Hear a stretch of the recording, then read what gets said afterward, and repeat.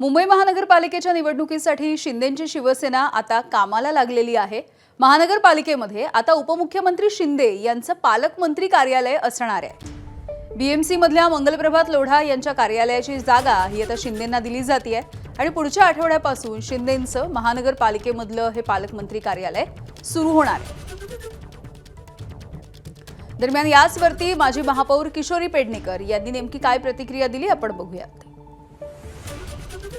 त्यांच्यात जर मंगलप्रभात लोढांच्या गोदीमध्ये जाऊन एकनाथ शिंदेचे पदाधिकारी बसणार असतील तर आम्हाला काय ऑब्जेक्शन, कारण आता मंत्रालय ओस पडत चालले आणि महापालिकेमध्ये येऊन जबरदस्ती करून घुसतायत।